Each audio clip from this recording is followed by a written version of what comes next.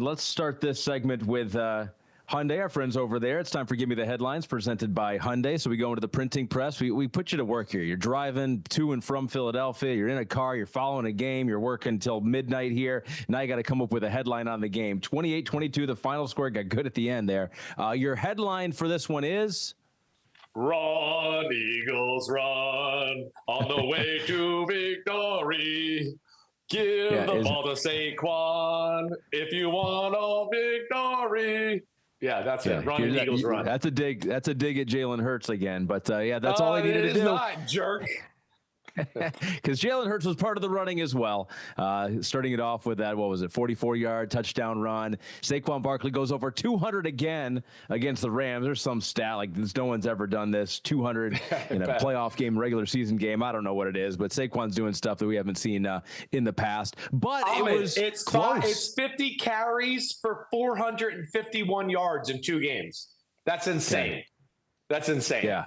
But go ahead. I'm sorry I interrupted you. No, Eric Dickerson's like, I could have done that. He's like, that's not that big a deal, actually. But it was close, though. And Jalen Hurts got hurt, obviously. He got bent down like a pretzel. Hopefully he can come back and play well in the next game. But yeah, I mean, what did you make? Because the Rams, basically, when Puka Nacua caught that one inside the 20, I was like, they're gonna go ahead in this one. I think all you do is say, thank God for the Eagles defense. Thank God for Saquon Barkley. If you're an Eagles fan, that's why they won the game. I mean, the Rams are going to be sick tomorrow. They're going to be sick.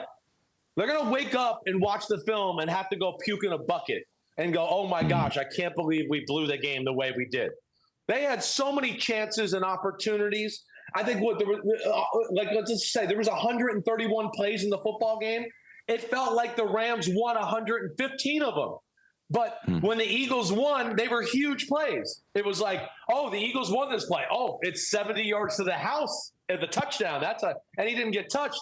Oh, they lost the next 25 plays in a row. Oh, it's 50 yards to the house, not touched. Oh, we can't do anything. Oh, it's Jalen Hurts to the house, not touched. Right? To me, I mean, you take away the 3 running plays. Okay, that's all they did on offense all day. And thank God for the defense with back-to-back turnovers there. What was that, late third quarter when they made that happen? And Jalen Carter smacks the ball out of Kyron Williams' hands, which he's got a fumbling problem he's going to have to work on this offseason.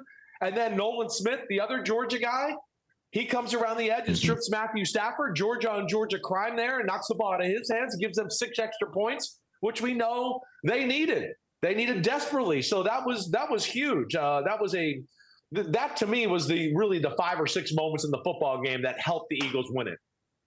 You could make a case for Jalen Carter being the best defensive player in the NFL. True or false? True. You know that I thought about making him the NFL defensive MVP. That's how good I think Jalen. He is on my list for one of those candidates. All you got to do is watch a film of when a team plays Jalen Carter.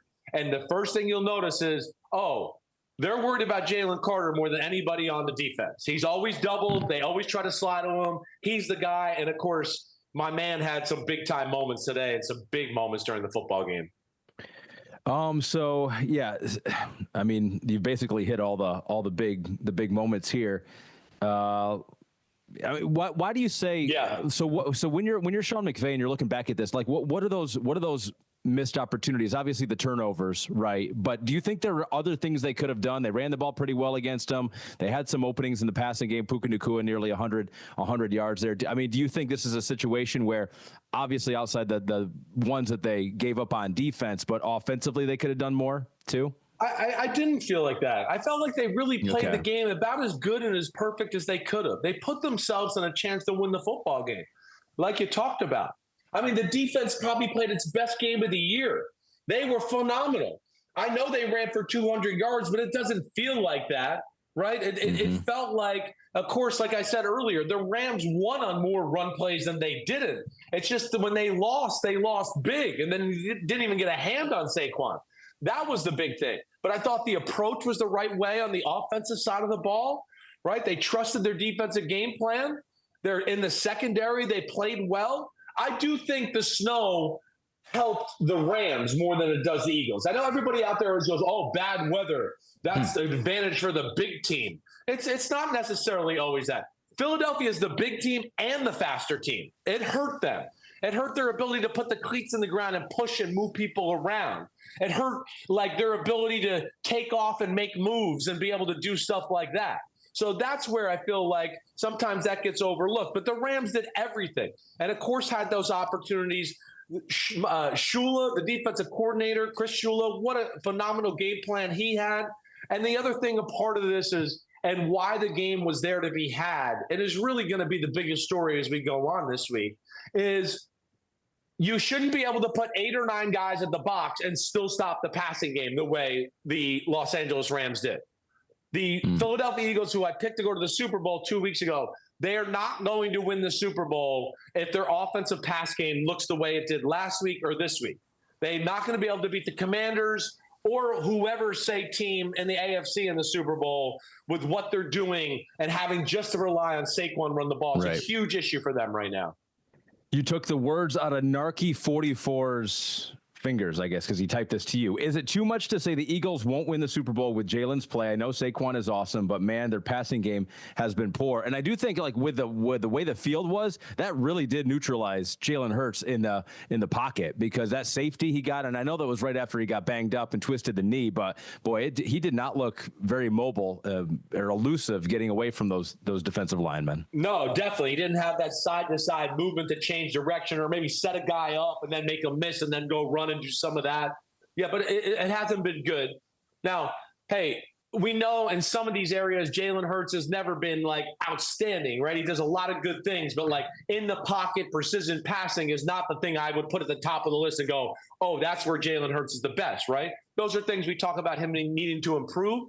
But ever since, the layoff with the concussion and those issues right there, yeah, the pass offense has not clicked at all.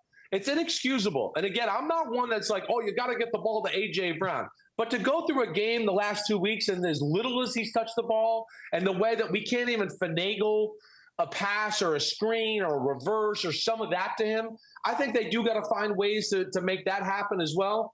But hopefully this week, through a good week of practice, and then the fact that Hurts has gotten a few weeks of practice under his belt here, he can kind of shake off the cobwebs and some of the negative play he's had. Because, today, missed throws, turning down open receivers a few times, definitely watching the pocket a little bit.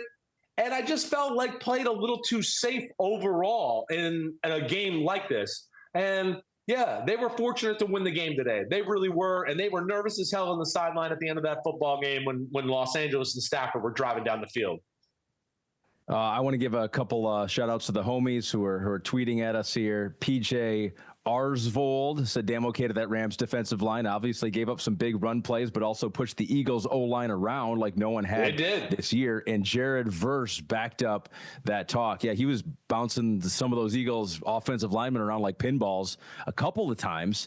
Like the Rams are, like, remind me of the Chiefs a little bit, right? It's like you've got some of your offensive weapons. We feel pretty good about Stafford and Kupp and Nakua and Williams. It's like, now let's build our defense. We don't have that much draft capital. Let's build it with some young guys that we think are pretty good. And like now I think they have a chance to be really good, right? And still cheat on that side of the ball. They're close. Yeah. You're right. They're really close. They don't need a ton. They need maybe another blue chip secondary player, right? Maybe another big body in the middle of the defense to be a run stopper. They need that. They need another receiver. As big a fan as I am of Cooper Kupp, his days of being the bona fide like star, right, or even like a top-notch number 2, I worry that they're numbered. He does have a hard time separating from people. There's a reason he's kind of, just disappears at certain times of games and at certain parts of the season this year, right? So I think those are some of the things they're going to have to address. But, yeah, in the NFC West, I wouldn't want it to deal with the Rams. And I know Stafford after the game said he was going to think about things and take some time with his family, which I was surprised to hear about. But if he comes back, yeah, I look at the Rams and go, man, Stafford, do come back, because you got a chance to be in a Super Bowl window here again at the end of your career and I think be a part of a special team. Yeah, 324 yards, 2 touchdowns, no interceptions. Did have the fumble, but in those conditions against a pretty good defense. Quinyon Mitchell left the game in the first quarter with a shoulder injury. Your man crush said in the locker room, though, he will be good for the NFC Championship. Okay, so that's good. I'm glad to hear that. I got a little worried. He was like kind of holding the collarbone, and I was like, shit. Was he messed up there? I hope he didn't break it or get a hairline fracture. They'll need him, as we know. With all that you have to defend with Jaden Daniels, you need your corners to be at full strength so you can play some man-to-man and do some stuff every now and then.